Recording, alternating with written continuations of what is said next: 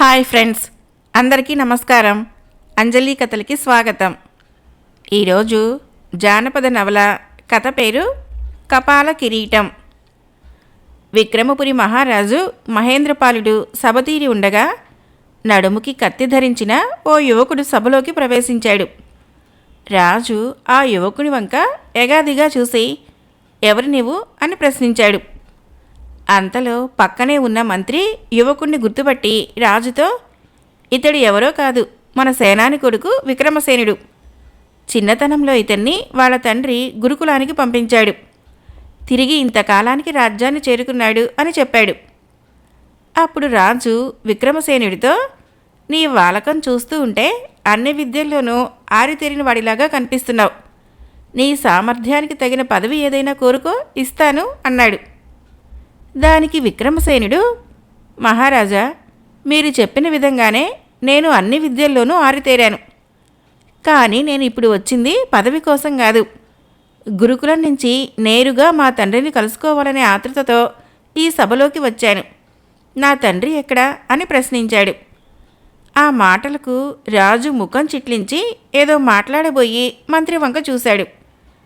అప్పుడు మంత్రి కలగజేసుకొని, విక్రమసేన, ఈ రాజ్యానికి సేనాధిపతి అయిన నీ తండ్రి బందిపోటు దొంగలని పట్టుకోవడానికి కొద్ది రోజుల క్రితము అడవికి వెళ్ళాడు. అక్కడ హఠాత్తుగా ఒక పులి దాడి చేసి నీ తండ్రిని చంపివేసింది అని అన్నాడు. ఆ మాట విన్న వెంటనే విక్రమసేనుడు కంపించుకుపోతూ, మీరు చెప్పేది అబద్ధం. మదించిన ఏనుగును సైతం అవలీలగా చంపే నా తండ్రి సాధారణ పులి చేతిలో హతుడవటమా? ఇదంతా మోసం. మీ మాటల్లో అపశృతి ధ్వనిస్తోంది అంటూ అరిచాడు. దానికి మహేంద్రపాల మహారాజు కోపంతో కళ్ళెర్ర చేస్తూ, నీ తండ్రిని మేము మోసం చేసి చంపామంటావా అని అడిగాడు. ఆ మాటలకు విక్రమసేనుడు కొంత శాంతిస్తూ, మీరు చెప్పే మాటలు నమ్మకం కలగాలంటే అడవికి నా తండ్రి వెంట వెళ్ళిన భటులను పిలిపించండి. వారిని స్వయంగా నేనే వివరం అడిగి తెలుసుకుంటాను అన్నాడు. దానికి రాజు తడబడుతూ, సేనానిని రక్షించలేకపోయామనే భయంతో ఆ సైనికులు రాజ్యంలోకి రాకుండా ఏటో పారిపోయారు అని బదులిచ్చాడు. ఆ సమాధానానికి విక్రమసేనుడు కోపంతో, కుట్ర పన్ని నా తండ్రిని ఏదో చేసి ఉంటారు, అందుకే సైనికుల్ని కూడా రాజ్యంలోనికి రాకుండా చేశారు అని ఆవేశంగా అరిచాడు. దానికి రాజు, మేం చెప్పేది అబద్ధం అంటూ మమ్మల్ని కించపరుస్తూ మాట్లాడతావా? దీనికి శిక్షగా నీకు దేశ బహిష్కరణ విధిస్తున్నాను. సాయంత్రం అయ్యేసరికి నీవు ఈ రాజ్యం విడిచిపెట్టకపోతే నిన్ను ఈటెలతో పొడిచి చంపుతాను. ఇది నా ఆజ్ఞ అని హెచ్చరించాడు. విక్రమసేనుడు చేసేది లేక మారు మాట్లాడకుండా సభ నుంచి బయటకు వచ్చేశాడు. ఆ తర్వాత తన తల్లి దగ్గరకు వెళ్ళాడు. కొడుకును చూడటంతో విక్రమసేన తల్లి భోరుమంటూ విలపించింది. అది చూసి అతను కూడా కళ్ళ వెంట నీళ్లు తెచ్చుకున్నాడు. కొంతసేపటికి తేరుకొని, అమ్మా, ఇదంతా ఎలా జరిగింది?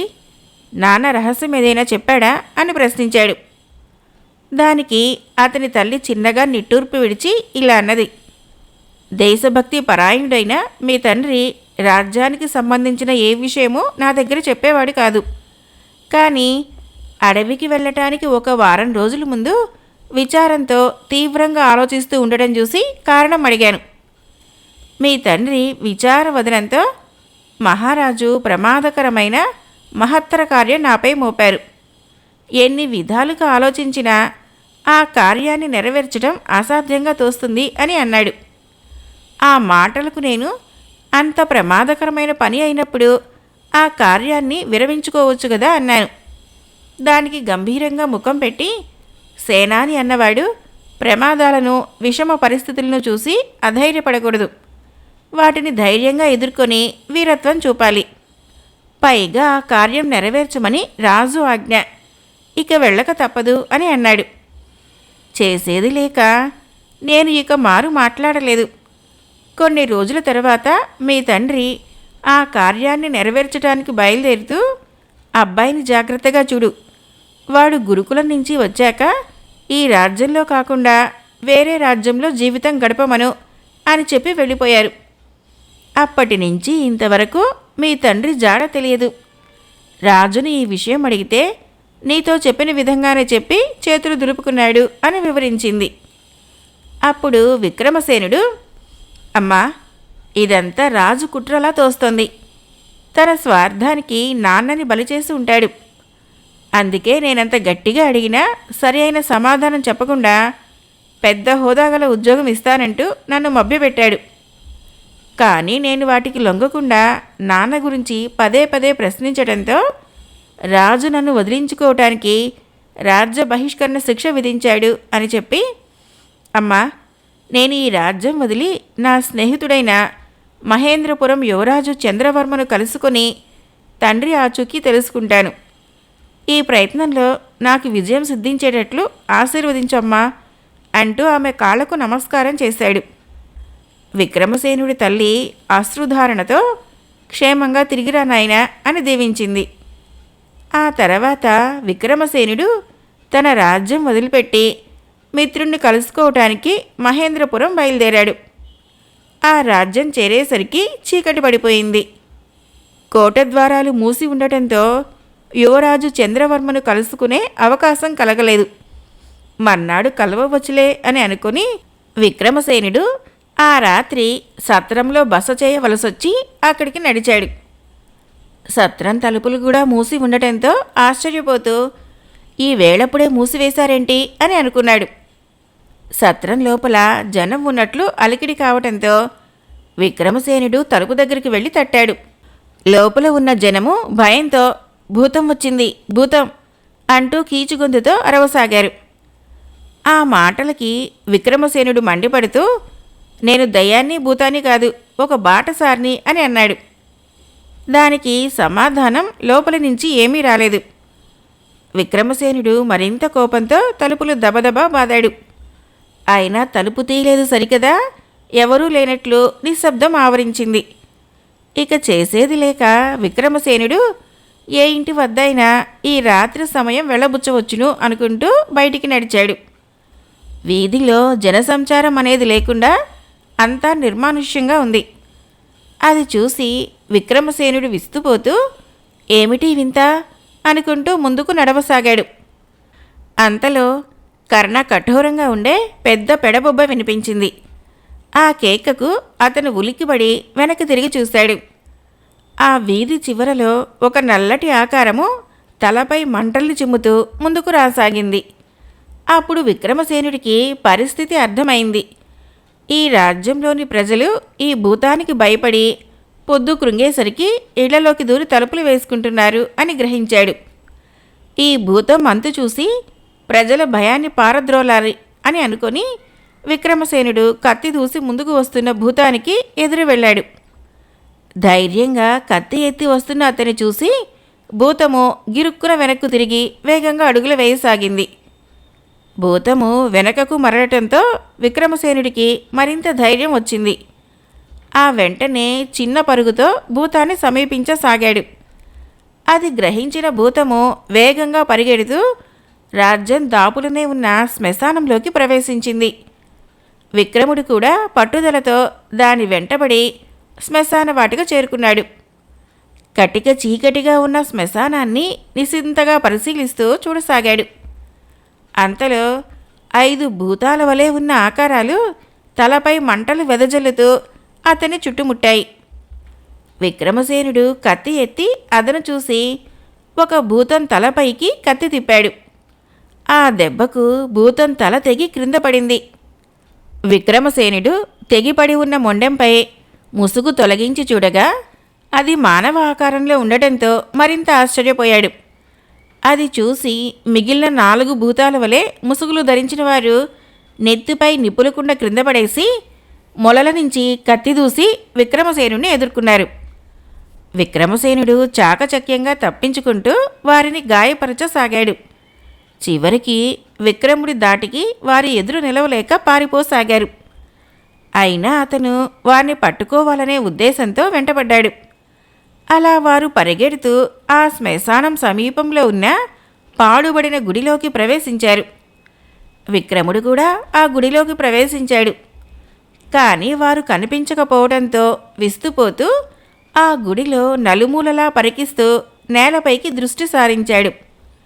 నేలపై పేర్చిన రాతి పలకలలో ఒకటి పైకి లేచి ఉండటంతో అనుమానపడుతూ పలకని పక్కకు లాగాడు. లోపలకు ఉన్న మెట్ల వరుసను చూసి భూతంలా నటించిన ఆ నలుగురు దీంట్లో ప్రవేశించి ఉంటారని భావించి విక్రముడు ఆ మెట్ల వెంట భూగృహంలోకి నడిచాడు.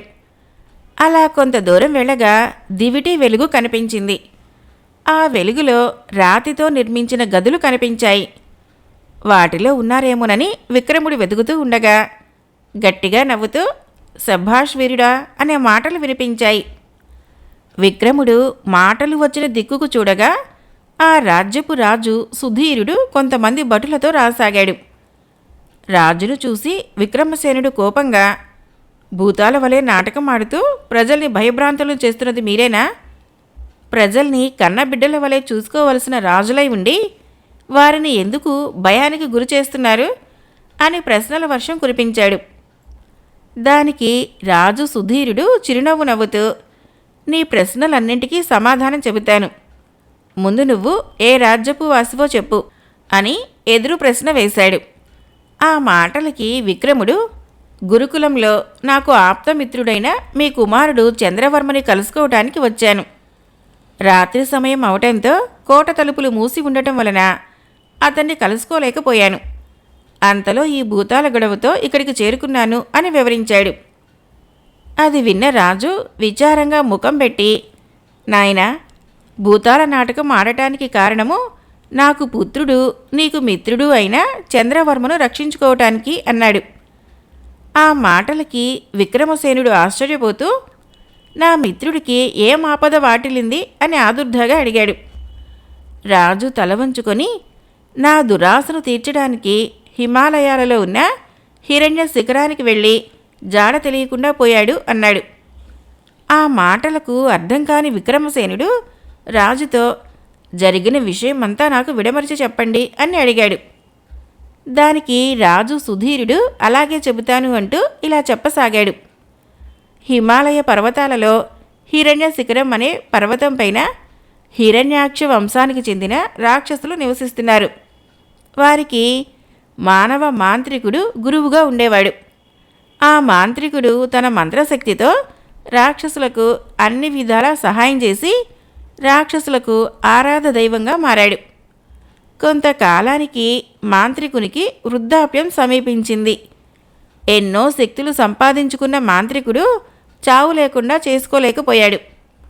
అది గ్రహించిన రాక్షస నాయకుడు ఒకనాడు రాక్షసులందరినీ సమావేశపరచి, మనకు ఎంతో సహాయం చేసి మన అభివృద్ధికే జీవితాన్ని దారపోసిన మన గురువులైన మహామాంత్రికునికి చావు లేకుండా చేయటానికి నేను బ్రహ్మదేవుని కోసం తపస్సు చేస్తాను అని చెప్పి రాక్షస నాయకుడు తపస్సు చేయటం ప్రారంభించాడు.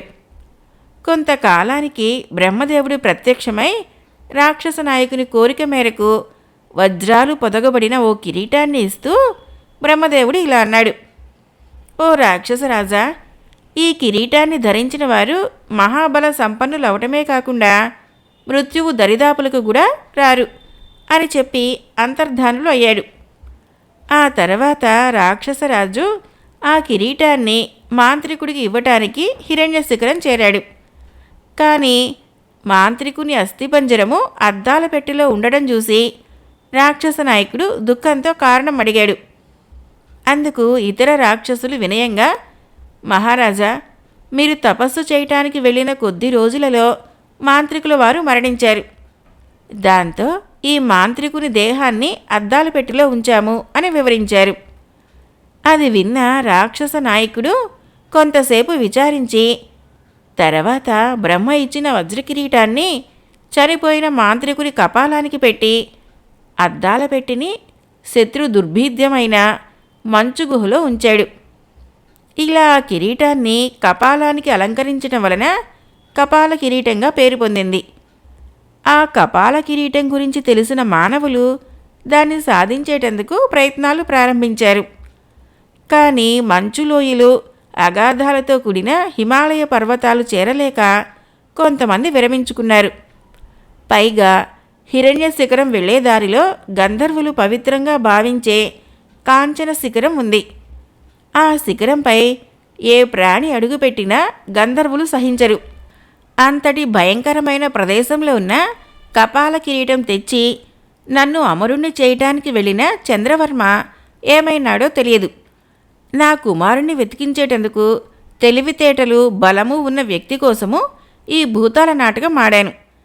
నా రాజ్యంలో ఒక్కడూ ఈ భూతాల గురించి వాస్తవం తెలుసుకోవడానికి ప్రయత్నించలేదు. చివరకు నువ్వు మాత్రము ధైర్యము చొరవ చూపి నన్ను కలుసుకున్నావు అని వివరించాడు. అంతా విన్న విక్రమసేనుడు, మహారాజా, చంద్రవర్మ జాడ తెలుసుకోవటమే కాకుండా ఆ కపాల కిరీటం కూడా సాధిస్తాను. ఈ ప్రయత్నంలో నా తండ్రి జాడ కూడా తెలుసుకోవచ్చును అన్నాడు. దానికి రాజు, నీ తండ్రి గాని కపాల కిరీటం కోసం బయలుదేరాడా ఏమిటి అని ప్రశ్నించాడు. విక్రమసేనుడు చిన్నగా నిట్టూర్పు విడిచి తన తండ్రి గురించి గతమంతా చెప్పాడు. అది విన్న రాజు సుధీరుడు, సందేహం లేదు, నీ తండ్రి కూడా ఆ కపాల కిరీట ప్రయత్నంలో ఆపదలో చిక్కుకొని ఉంటాడు. పైగా విక్రమపురి రాజు దానికోసం చాలా కాలం నుంచి ప్రయత్నాలు చేస్తున్నట్లు తెలిసింది అన్నాడు. దానికి విక్రమసేనుడు, నా అనుమానం కూడా అదే. ఆలస్యం ఎందుకు, రేపే నా ప్రయాణం అన్నాడు. అప్పుడు రాజు, సరే, రేపొద్దుటే వెళ్దువు గాని, ఈ రాత్రి కోటలో గడుపుదువు గాని అంటూ రాజు భూగృహం నుంచి బయటికి వచ్చి కోటకు బయలుదేరాడు. అతని వెంట విక్రముడు, రాజభటులు నడిచారు. సూర్యోదయం కావటంతో విక్రమసేనుడు నిద్ర నుంచి మేల్కొన్నాడు. ఆ తర్వాత రాజు విక్రముడితో, మా ఆరాధ్య దైవమైన శంకరుణ్ణి దర్శించిన పిదప ప్రయాణానికి సిద్ధమవుదువుగాని అన్నాడు. ఆ విధంగానే విక్రముడు శంకరుణ్ణి దర్శించాడు. అంతలో రాజు మేలైన గుర్రాన్ని విక్రముడి వెంట తోడుగా ఉండటానికి 4 యోధుల్ని ప్రయాణానికి సిద్ధం చేశాడు. ఆ యోధులను చూసి విక్రమసేనుడు, వీరి ఎందుకు అని అడిగాడు. దానికి రాజు, చూడు విక్రమ, నీవు వెళుతున్నది అడుగడుగునా ప్రమాదాలతో కూడుకున్నది. అనుకోని విపత్కర పరిస్థితులు ఏర్పడినప్పుడు ఈ యోధుల అవసరం నీకు కలగవచ్చు. అందుకే వీరిని ఏర్పాటు చేశాను అన్నాడు. విక్రముడు రాజు మాటలని కాదనలేకపోయాడు. యోధులను తన వెంట తీసుకువెళ్ళటానికి అంగీకరించాడు. ఆ తర్వాత విక్రమసేనుడు రాజుకి నమస్కారం చేసి, నాకు విజయం కలిగేటట్లు ఆశీర్వదించండి అన్నాడు. అప్పుడు రాజు సుధీరుడు ఒక బాకుతో తన చేతిని గాయపరిచి ఆ గాయం నుంచి కారుతున్న రక్తాన్ని విక్రముడి నుదుటిన దిద్ది, నాయనా, ఆ కపాల కిరీటాన్ని చేజిక్కించుకొని జాడ తెలియకుండా పోయిన చంద్రవర్మను నీ తండ్రి ఉనికిని తెలుసుకొని దిగ్విజయుడై తిరిగిరా అని దీవించాడు. ఆ తర్వాత విక్రమసేనుడు రాజుకి మరో మారు వీడ్కోలు చెప్పి 4 యోధులతో హిరణ్య శిఖరం ఉన్న హిమాలయాలకి బయలుదేరాడు. అలా 2 రోజులు ప్రయాణం అనంతరము హిమాలయాలకు చేరుకున్నాడు. తెల్లని పట్టువలే మంచుతో కప్పబడి ఉన్న పర్వతాలను చూసి వారు ఆనందంతో విస్మయం చెందారు. ఆ తర్వాత విక్రమసేనుడు యోధులతో ఇలా అన్నాడు, ఇక్కడ నుండే మనం చాలా జాగ్రత్తగా వ్యవహరించాలి అని అంటూ హిమాలయ పర్వతాల వైపు ఒకసారి నిశింతగా చూసి మహోన్నతమైన ఎత్తులో ఉన్న అనేక శిఖరాలలో హిరణ్య శిఖరం ఏదై ఉంటుంది అని అడిగాడు. దానికి యోధులు కొంతసేపు ఆలోచించి, హిమాలయాల్లో తపస్సు చేసే మునుల్ని అడిగి తెలుసుకోవచ్చు అన్నారు. ఆ మాటలకి విక్రముడు అంగీకారంగా తలూపి మునీశ్వరులుండే ప్రదేశానికి చేరుకున్నారు. అక్కడ ధ్యాన నిష్ట నుంచి తేరుకొని ఉన్న ఒక మునిని సమీపించి విక్రమసేనుడు సాష్టాంగ నమస్కారం చేశాడు. అప్పుడు ముని విక్రమసేనుని లేవనెత్తి, నీవు ఎవరువు, నా వల్ల నీకేం సహాయం కావాలి అని అడిగాడు. విక్రమసేనుడు తన గురించి అంతా చెప్పి హిరణ్య శిఖరం చేరే మార్గం చెప్పండి అని వేడుకున్నాడు. దానికి ముని చిరునవ్వు నవ్వుతూ చెయ్యి పైకెత్తి చూపుతూ, ఆ మేఘాలనంటుతూ ఉన్నదే అదే హిరణ్య శిఖరం. కానీ అది చేరాలంటే మార్గం మధ్య అనేక ప్రమాదాలని ఎదుర్కోవలసి వస్తుంది. అవన్నీ సవివరంగా నీకు వివరిస్తాను అంటూ చెప్పసాగాడు. ఇక్కడ నుంచి 10 మైళ్ళ దూరం వెళ్ళిన తర్వాత మంచులోయ అడ్డం వస్తుంది. అది దాటిన తర్వాత అగాధాల పర్వతం ఉంటుంది. అది పేరుకు తగ్గట్టుగా మంచు ఊబితో కూడి ఉంటుంది. ఏది గట్టి ప్రదేశమో ఏది అగాధమో తెలుసుకోవడం చాలా కష్టం. పైగా ఆ ప్రదేశంలోనే హిమసర్పం అనే 10 తలలు ఉన్న పాము ఒకటి నివసిస్తుంది. దాని నోటి నుంచి వెలువడే అగ్నిజ్వాలలకు ఎంత పెద్ద జంతువైనా బగ్గున మండి బూడిదైతుంది. దాన్ని జయించి ముందుకు వెళితే గంధర్వులు అతి పవిత్రంగా భావించే కాంచన శిఖరం వస్తుంది. ఆ పర్వతంపై ఎల్లవేళలా సాయుధ గంధర్వులు కాపలా కాస్తూ ఉంటారు. వారిని జయించి వెళ్ళటం అసాధ్యం. ఆ పైన హిరణ్య శిఖరం వస్తుంది. ఆ శిఖరంపై అతి క్రూరులైన రాక్షసులు నివసిస్తున్నారు అని వివరించి చెప్పిన ముని అడుగడుగునా ప్రమాదంతో కూడుకున్న హిరణ్య శిఖరం ఎలా చేరగలవు నాయనా అని సందేహం వెలబుచ్చాడు. దానికి విక్రమసేనుడు, మహానుభావ, నా శక్తి మేరకు ప్రమాదాలను ఎదుర్కొంటూ ముందుకు వెళతాను. ఆ పైన భగవంతుడే దిక్కు అన్నాడు. విక్రముడిలోని ఆత్మవిశ్వాసాన్ని చూసి మునీశ్వరుడు సంతోషించి విక్రమసేనుడికి ఒక రుద్రాక్ష మాల ఇస్తూ, నాయనా, ఈ మాల ధరిస్తే హిమాలయాలలో వీచే చలిబాధ నుంచి మరియు నీటి భయము లేకుండా చేస్తుంది అన్నాడు. విక్రమసేనుడు రుద్రాక్షమాలను అందుకొని మునికి నమస్కారం చేసి 4 యోధులతో ముందుకు నడిచాడు. ముని చెప్పిన విధంగా 10 మైళ్ళ అనంతరము బ్రహ్మాండమైన మంచులోయ అడ్డం వచ్చింది.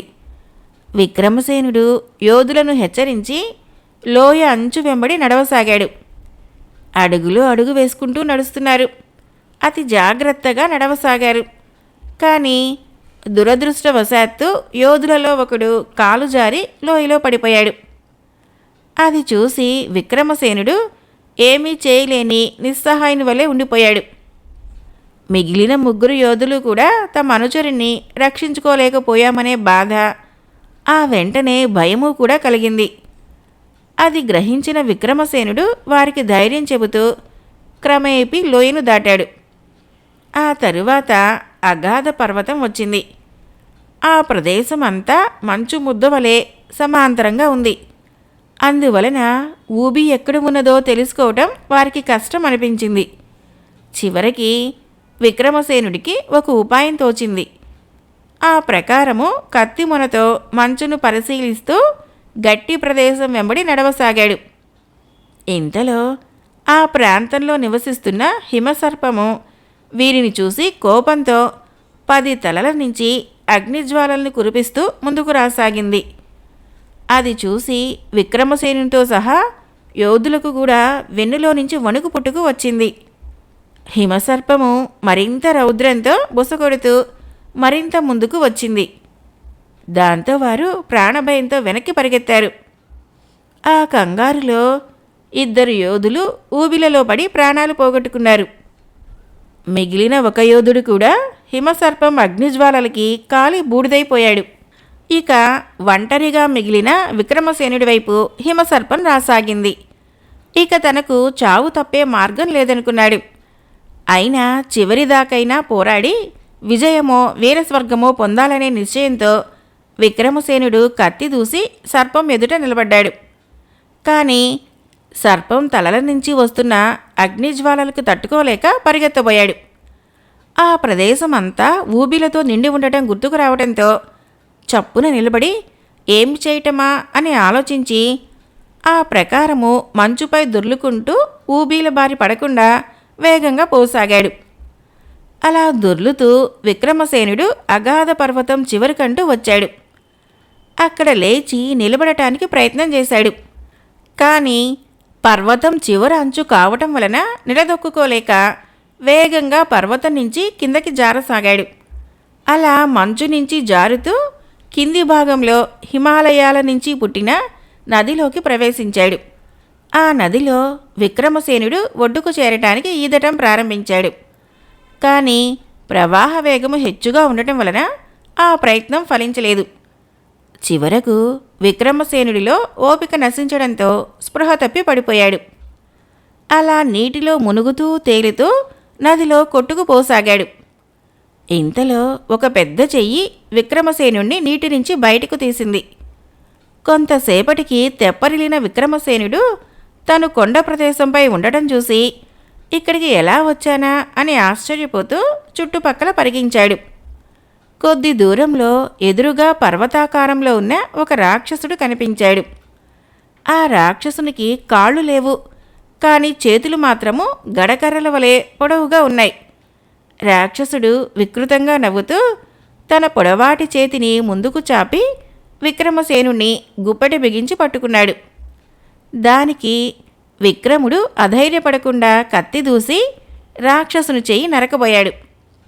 అప్పుడు రాక్షసుడు విక్రముని వారిస్తూ, ఓరి మానవా, నేను మాంసభక్షుని కాను, శాకాహారిని, కనుక నీకు నా నుంచి ప్రాణభయం ఉండదు.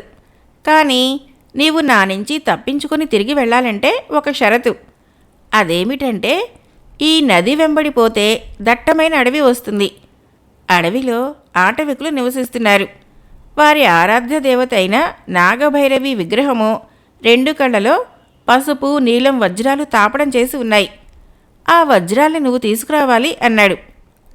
దానికి విక్రమసేనుడు, నేను ఒక మహత్కార్యాన్ని నెరవేర్చడానికి వచ్చి నీకు చేతికి చిక్కాను.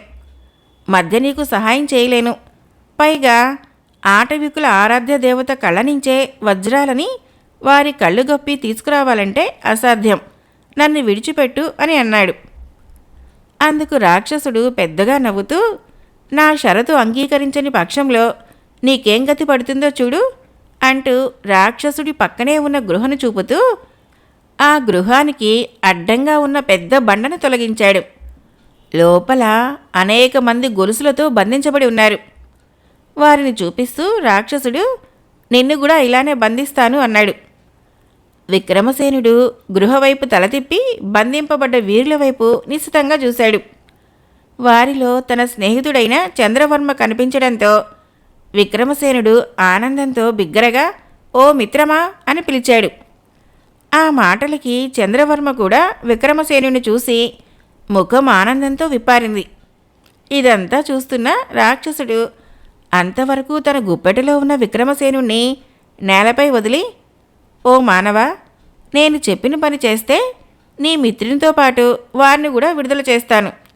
లేని పక్షంలో నీకు వారికి పట్టిన గతే పడుతుంది.